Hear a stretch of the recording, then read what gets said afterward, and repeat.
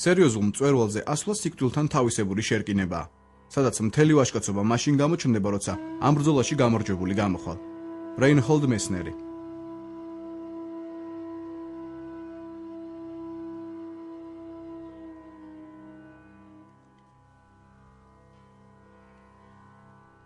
ტიან-შანი.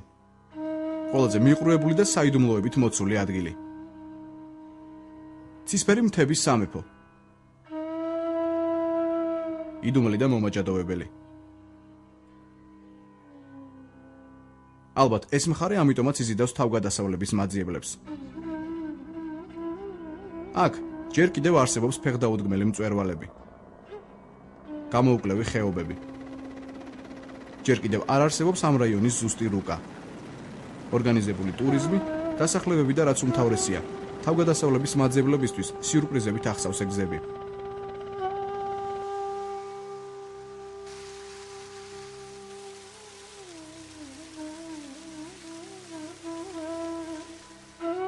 აქ ჩვეულებრივი გასეირნებაც კი დიდ თავგადასავალში შეიძლება გადაიზარდოს.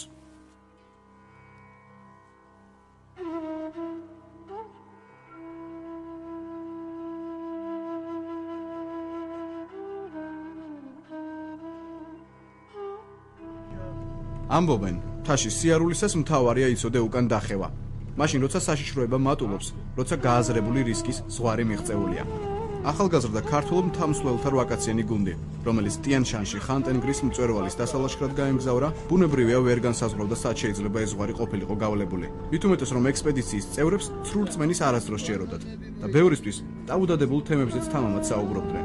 ასე ხუმრობაში, კარაკოლიდან ბოლო დასახლებული პუნქტიდან საბაზო ბანაკში მიმავალები შავ ყუთზე სრულიად შემთხვევით ალაპარაკდნენ. 3716 მეტრი, რიცხვი ყველაფერი გადაღებულია 29 გრადუსი ხელზე.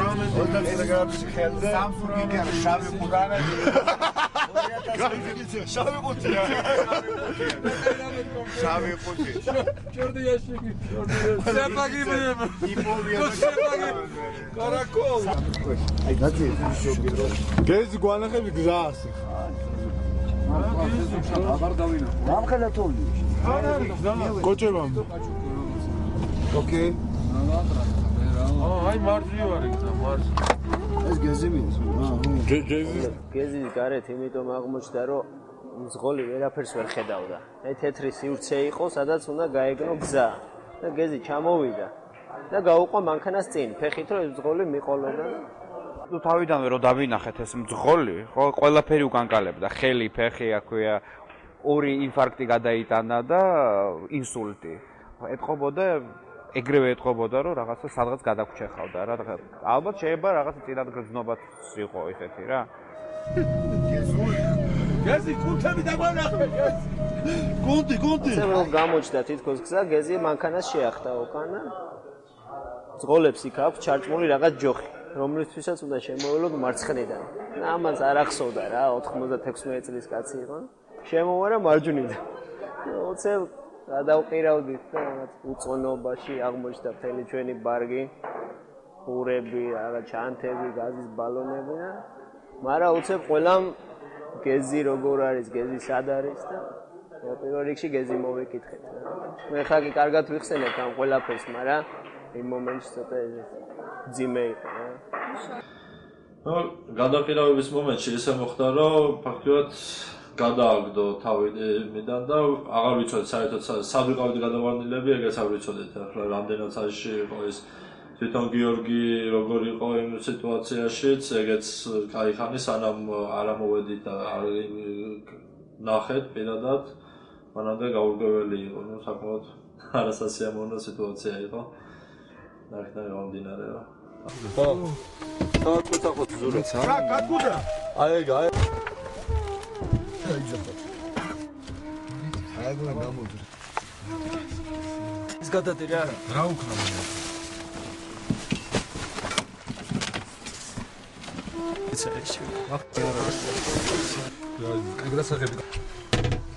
პირველი რეაქცია მაგი იყო რომ სად არის კამერა, იმიტომ რომ გადაყირავის პროცესში მოიხსენ. დავდე ახლოს და ბოლოს ისე აღმოჩნდა რომ ისე ჩემთან იყო, თუნდაც რომ გადავდით ყველაფერი თავზე დაგვეყარა. ხელში აღმომასწრა. უნდა მომეძებნა ყველა ვარიანტი, მაგრამ იმ წუთას ხელში მქონდა. რატომაც? როგორც მე აღმოჩნდა, ეს მანქანას რაღაც ერთი პატარა ეს ფეხზე დაცემია და ნაბრძოლი ქონდა, პრინციპში მალევე მოურჩა, მაგრამ იმ მომენტში არ ვიცოდით მოტეხილება იყო თუ რა იყო, გაუგებელი იყო. შავი ყუთის ისტორია გამართლა.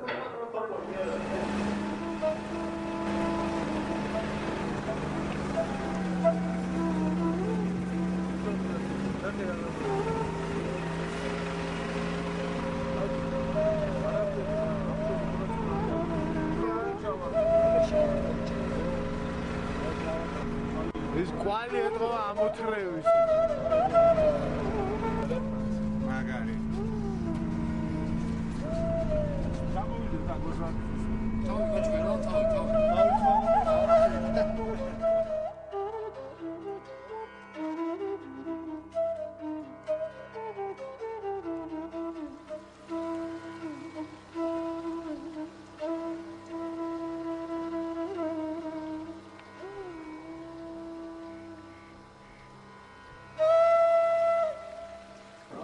სააკლიმატიზაციოთ ეხლა წასვლამდე მყინვარზე ვიყავით და სააკლიმატიზაციამ შვენივრად ჩაიარა.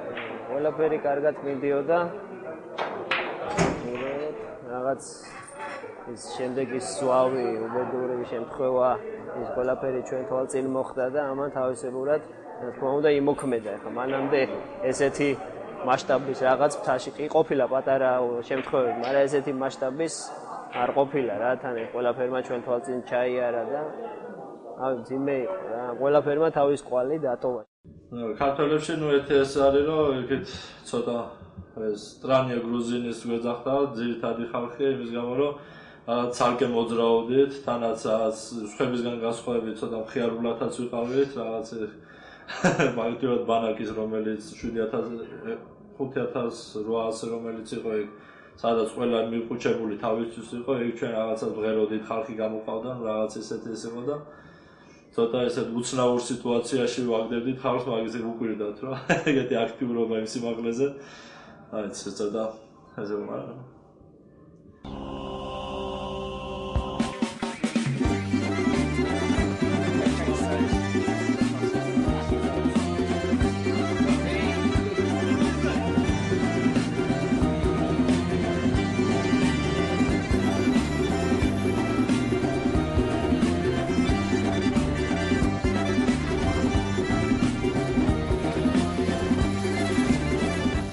ძალიან რომანტიკული ბანაკი ქონდა, ესეთი ჭალებში იზბუშკები იყო.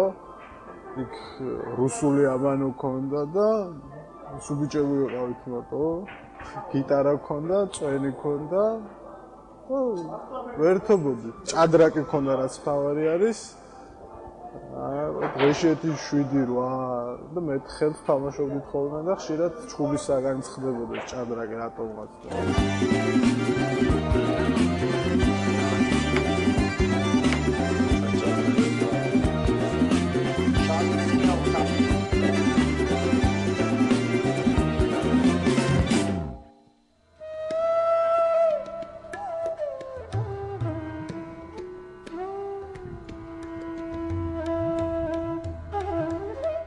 ჩვენ სადაც ავდიოდით, ახლა მეორე ბანაკი იყო და მესამე. ხა მკვდარი ბანაკები გვეგონა რა, ისე რომ გასიშვილი ხვას არ იღებდა, ყველა იჯდა კარავში და არ გამოდიოდნენ. და მარტო ჩვენი კარვებიდან ისმოდა სიმღერის ხმა და შეძახილები და ყვირილი და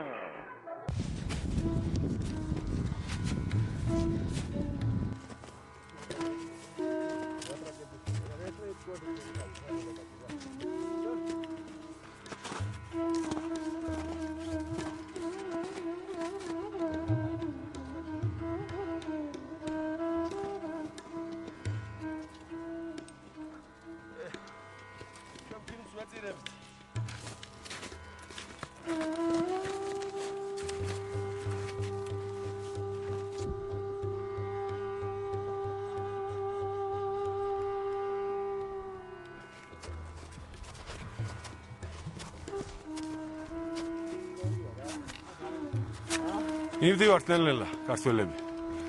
ბუტილკისკენ.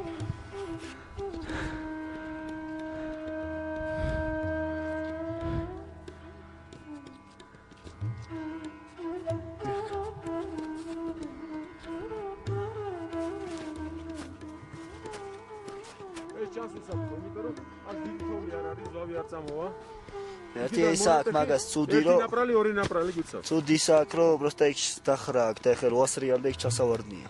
კი ან 100 რეალ და კლასად გამე გავაკეთე. შეიძლება ჩემთვის უბრალოდ. ვინა წავიდეთ, ვინა დავრჩეთ. და სამდე ნახევარსაათია ვარ.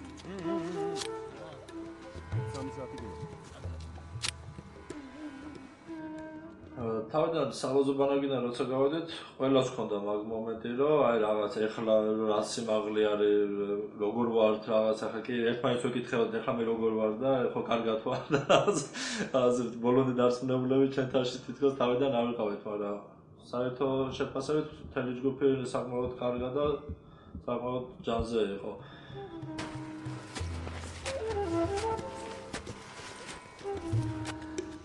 ჩანს მოთები.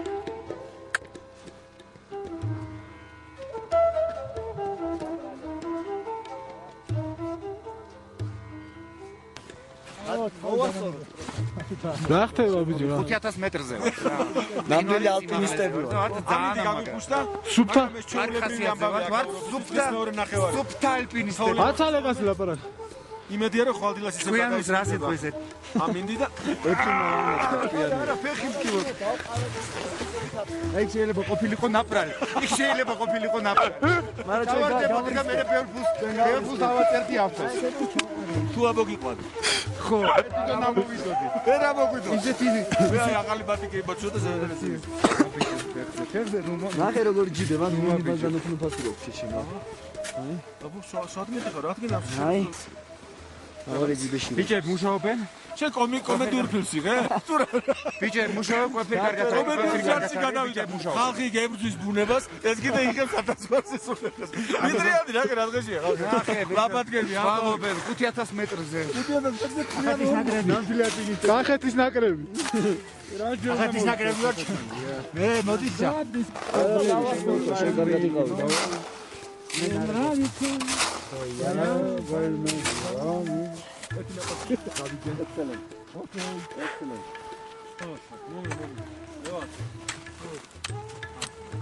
უთო რამ სიმაღლეზე ვარ ყინვარზე მაღლა ვარ. რა როგორც ამბობენ 5100 არის ხო? ამ სიმაღლეზე არ ყოფილი ვარ. რა ბებერი ვაცივით.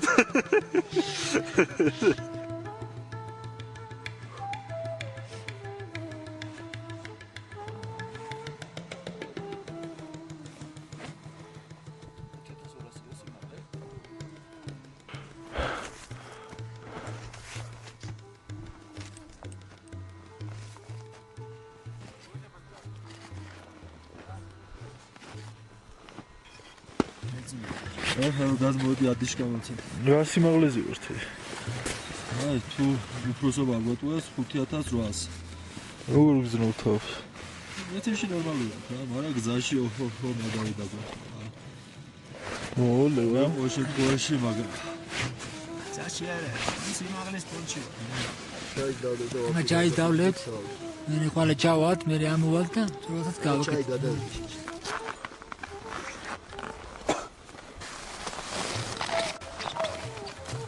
სათვალეებიც გამოიტანე რა გე. When do the guides plan to climb? With guides but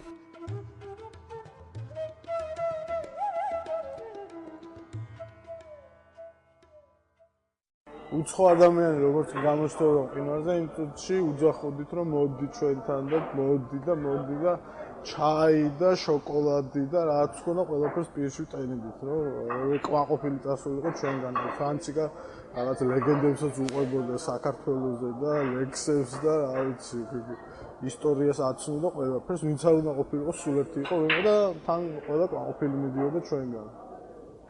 Happy birthday to you სვანის სიმღერა გვიდა. хорошо. გვავეში გავართ. ყველა სიდა გვაქვს. პური. ეხლა უყურეთ, ეხლა.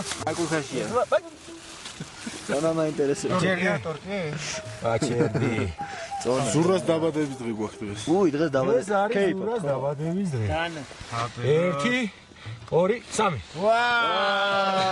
აი ხუთი. შენ წარი კალბასები.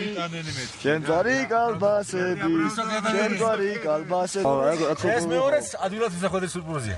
1 2 და 3. ეს მეორე ესაც ადვილად ვისახვედრე. ჩვენ ესე იგი მოვიდა ბანდეროლის თბილისიდან. რომელსაც იდო საჩუქარი საჩუქარი ჩამოგარდო და როგორც რუსები ამბობენ გოშ პროგრამი 1 2 და 3 სოსასოლა 1 2 და 3 ეს რა ამასო პეშერებზე ავატრე ახლა სერვალზე დავის თავარია რომ ეგ გამლიოთ თავარია რომ თავარია რომ ეგ არის შენი მეუღლისაგან და გაგაცმოს გზაში დანარჩენი შენ შეგიძლია დაისხა შეგიძლია გალიო შეგიძლია დავლე კამერაში დავაი ბიჭო დაქტორეს სწორი ნარქომია ნო კიდე დიდხანს რომ ერთმანეთის დაბადების დღეების შემთხვევაში აღვნიშნოს აი მოწეს ნიკაში 29 დეკემბერსაა ხო და ფაში ატომაც არა მე აგვისტოში მეც აგვისტოში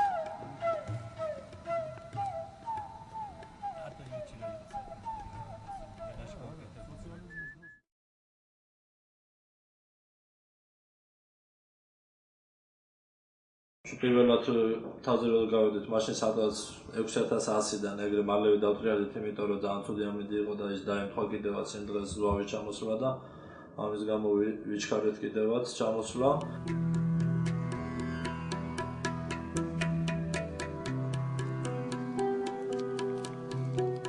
მაშინ როცა ჩვენები მწვერვალის დალაშქრას ცდილობდნენ 4200 მეტრ სიმაღლეზე მდებარე ბანაკიდან მწვერვალისაკენ ალპინისტთა თითქმის 50 კაციანი ჯგუფი გავიდა. ეს დაახლოებით დილის 4-ის ნახევრიდან 5-ის ნახევრამდე მოხდა. ამ გუნდში სხვადასხვა ბანაკის კლიენტები იყვნენ.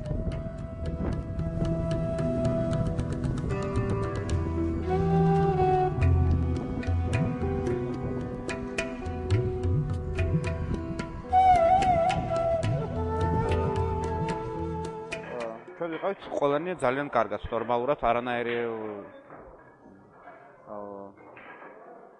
ისეთი მძიმე ის არ ქონდა მაგას ამ სიმაღლეს რა ჩვენზე გავლენა რა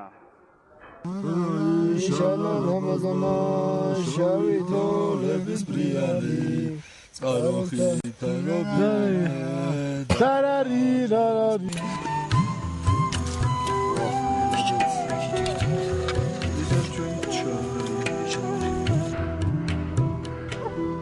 დაახლოებით 5000 მეტრზე, როდესაც ერთ-ერთი ჩაბმა, ეგრეთ წოდებულ ბუტილკას გადიოდა, ჩაპაევის პიკიდან ყინულსვენა დაიწყო. თვით მხილველთა თქმით ყინულისა და თოვლის ზვავმა სწორედ ამ ჩაბმას გადაუარა და წაიღო.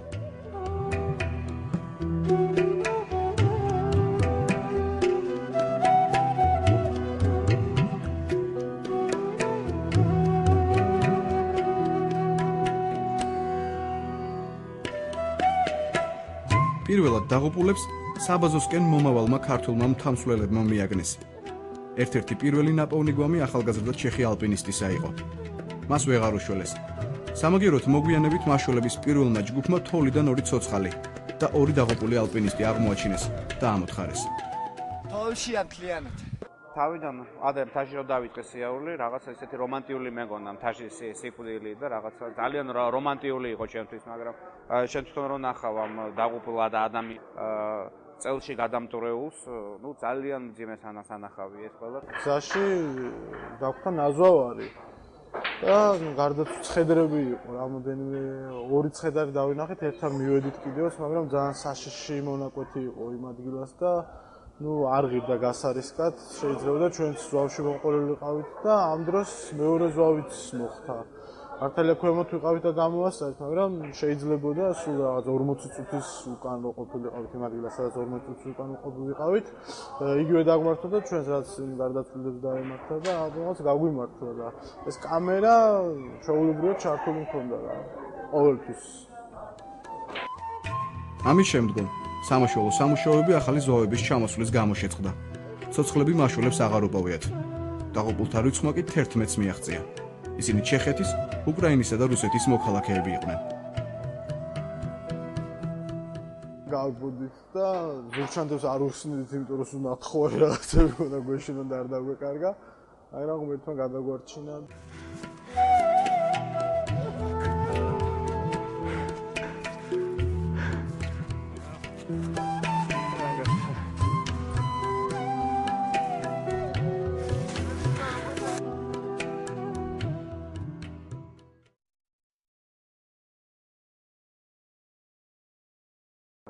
საღამოსთან გავსულიყავით, ველოდებოდით ამ გასვლას და ვფიქრობდი, აი წარმომედგინა როგორ დესანტი რომ უნდა გადასხან სადღაც მტრის ზურგში და შეიძლება 10 კაციდან 8 დაიღუპოს და 2 დაბრუნდეს. აი რაღაც ესეთი რაღაცა წარმომედგინა რა, ვიცოდი რომ ნუ რაღაცა ძალიან ცუდ ადგილას მივდიოდით რა, ხო? რაღაც ესეთი შეგრძნება თითქოს ომში მიდიხარ და რაღაცას ელოდები რა, რომ აი ბძოლა გაქვს რა რაღაცა, რომ ან ჩამოხვალ ან არა, იმიტომ რომ წინა დღეს იქ ჯანმრთელი ხალხი თავის დროზე გასულები აღმოჩნდნენ გარდაცვლილები და შეიძლება და იგივე ჩვენც მოგწოდა, მაგრამ ეს ფსიქოლოგიური ბარიერი მაინც დაძლეული იქნა მე მგონია და ყველაფერმა ნორმალურად ჩაერევოთ. ეს მოტრიალების მიზეზი არ ყოფილა ეს ჩვენი ფსიქოლოგია და არც ფიზიკური შეუძლებლობა, შესაძლებლობა. უბრალოდ პირობები იყო ისეთ შექმნილი, რომ უნდა მოტრიალებულიყავით და გადავწყვეტეთ მოტრიალებულიყავით. გზაზე ვაკვირდებოდით ნაპრალებს, რომ აი ეს რაღაცა პატარა ხმაზე ალბათ ჩავხვდებოდით ყველანი რა. აი უნდა ნაპრალში რა, იმიტომ რომ ნაპრალში ჩახტომა ჯობი ამ ზავში მოყოლას რა. 2-3 საათის ასეულო დააგდათ მწვერვალად.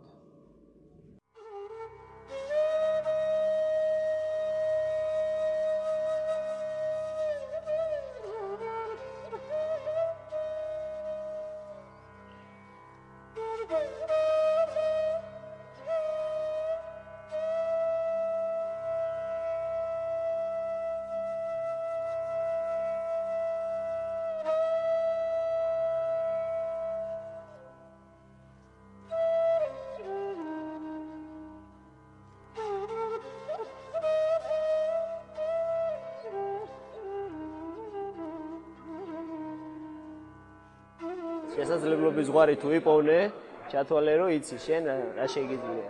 იმის იქით ვეღარ გაჩამ. ბიჭები სადღაც 6400-დან დატრიალდნენ. მაგ მომენტში ბოლო გასვლაზე მე აღარ გავსულ ვარ. მოქმედა, ყველაფერი მოქმედებს. სიმაღლე, სიცივე, მონატრება, სახლში გინდა დაბრუნება. ერთი თვე ძალიან დიდი დროა, ხო? თვიდან მოტრიალებაც უნდა შეგეძლოს, მარტო ასვლა არ არის, მოტრიალებაც არის. მესნერს აქვს, ხო, ნათქვამი, სწორად უნდა მოტრიალდება. შანსი თუ გამიჩნდა, ტიან-შანზე აუცილებლად დაბრუნდება. დაბრუნდებით, საშუალება იქნება ყოველთვის, უარს არ ვიტყვი ყოველ შემთხვევაში. ტიან-შანზე აუცილებლად დაბრუნდება. თაში სიარულისას მთავარია იცოდე უკან დახევა. მაშინ როცა საშიშროება მატულობს, როცა გააზრებული რისკის ზღვარი მიღწეულია. ერთი წლის შემდეგ ამ ექსპედიციის 3 წევრი, შოთა კომახიძე, გურამ სალი და ნიკა ლებანიძე წარმატებით ადიან ხანზე. ოტო ჯაფარიძე ერთწლიან ტაიმ-აუტს იღებს. ავთო ცინცაძე თამაშ შარაშენიძესთან ერთად ლენინის პიკზე ადის და ამ ასვლას უშბაზე დაღუპული მერაბ ხაბაზის და ზაალ ქიქოძის ხსოვნას უძღვნის. ექსპედიციის ხელმძღვანელი ზურაბ კუჭავა აგრძელებს ახალგაზრდა ალპინისტების აღზრდას, თუმცა გუნდსელს ტრაგედია შეემთხვა. მაშინ როცა ხანის ექსპედიციის 2 წევრი გიორგი კახაბრიშვილი და ლევან თათარაშვილი სვანეთში შხელდას დალაშქრის შემდეგ ბანაკში ბრუნდებოდნენ, ქვათასვენაში მოყვნენ. ამ ჯგუფში 4 იყვნენ. ყველაზე ახალგაზრდა მიხეილ ჩაჩანიძე, მეტსახელად კასალაპა დაიღუპა. ფილმი ეძღვნება მიხეილ ჩაჩანიძის, კასალაპას ხსოვნას.